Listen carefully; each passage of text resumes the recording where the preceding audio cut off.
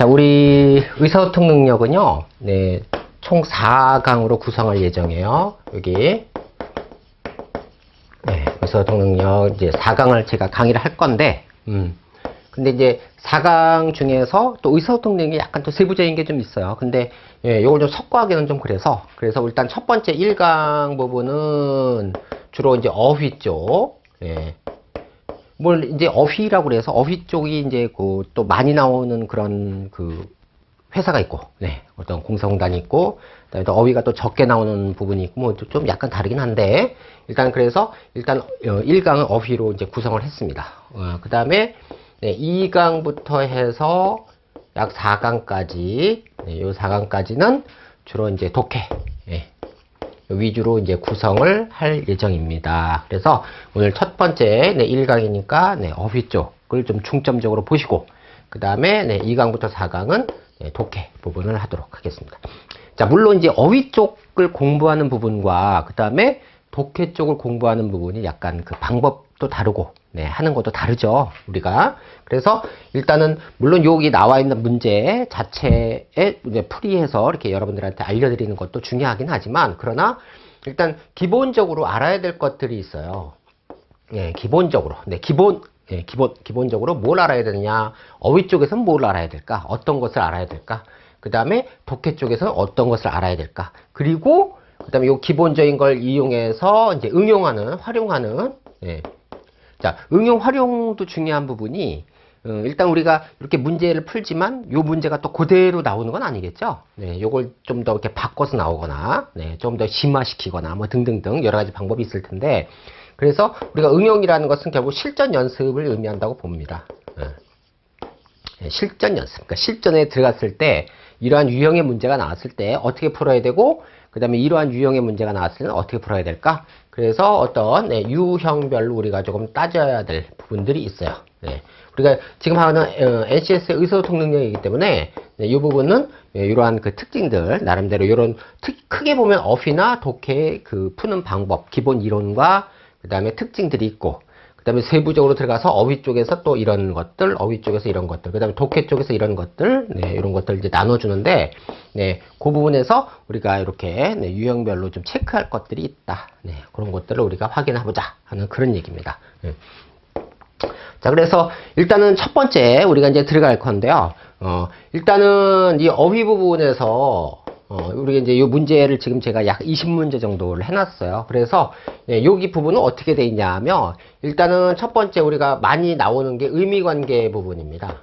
보통, 네, 어휘에서 많이 출제되는 부분. 네, 의미관계. 자, 의미관계는 뭘 의미하는 거죠? 네, 의미관계라는 것은 우리가 많이 아는, 네, 비슷한 뜻, 예, 유의, 그 다음에, 네, 반의, 예, 그 다음에 상하의, 예, 포함하고, 네, 포함되는 관계. 네. 그래서 유의, 반의, 상하의 뭐 등등등 뭐 이런 것들이 있고, 그 다음에 이제 요것만 있는 게 아니고요. 요것만 있는 게 아니고, 예, 요거보다 조금 더 좀 깊이 있는 것들이 있어요. 그래서 예, 우리가 뭐 예를 들면, 네, 원료 이제 문제 풀겠지만, 네, 원료 대 제품의 관계라든가, 아니면 또는 수단 대 뭐 목적의 관계라든가 뭐 등등등 이렇게 해서, 네, 이런 것들을 좀 깊이 있게 다루는 것들이 있습니다.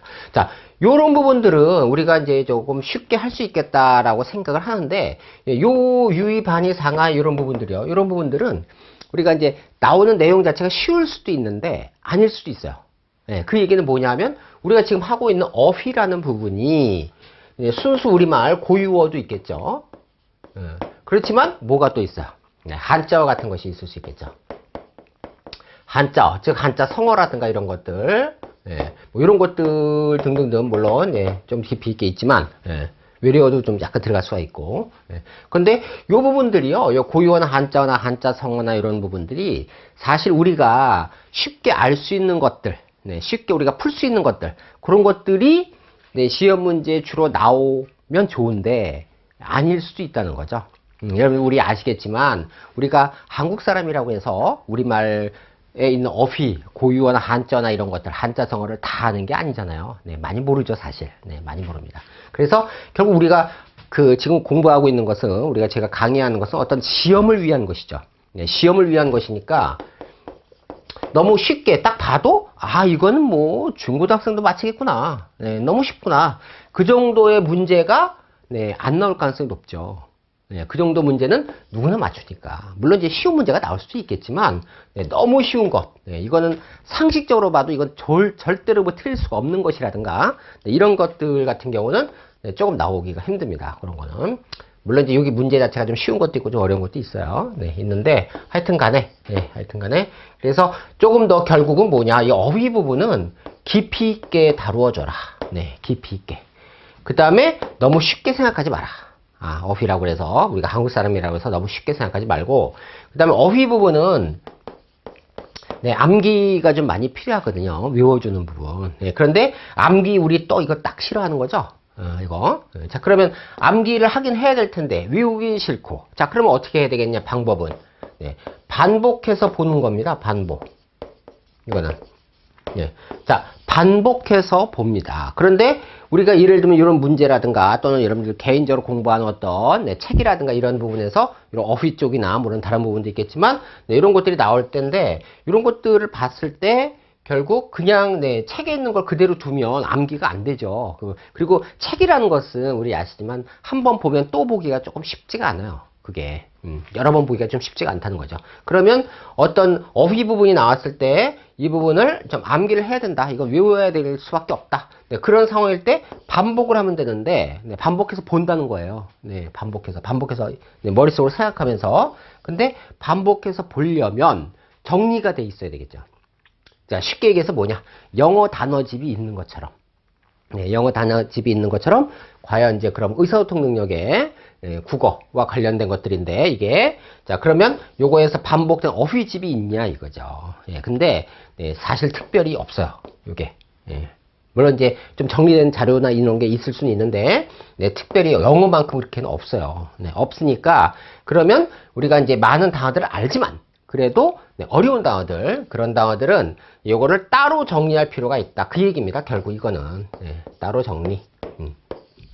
우리가 이제 메모장 같은 거 이제 메모 수첩 이런데 네, 이런 데에다가 네, 그거를 따로 정리하면서 네, 자꾸 이제 읽어주는 거죠. 봐주는 거죠. 네, 그런 식으로 해서 이렇게 네, 체크를 해줍니다. 우리가 이제 쉽게 얘기하면 이런 거죠. 전화번호 물론 요즘엔 다 핸드폰에 다 저장돼 있어 그냥 찾기만 하면 되지만 전화번호를 외우시려면 네, 그걸 갖다 해놓고 자꾸 보면 돼요. 필요할 때마다 그냥 보고 아 010에 뭐뭐뭐뭐구나. 그 다음에 또 다음번에 또 010에 뭐뭐뭐 이렇게 몇 번 반복하다 보면 외워집니다. 그게 자연스럽게. 그래서 따로 이렇게 어떻게 어떤 작업을 하는 건 아니고 이러한 것들을 통해서 반복해서 읽어주면서 네, 체크해준다, 외워준다. 네, 이렇게 해주면 우리 어휘 부분은 네, 어느 정도는 접근이 가능한 네, 이런 상황이 되겠어요. 네. 자, 그래서 우리가 첫 번째 문제 한번 들어가 보시죠. 이제.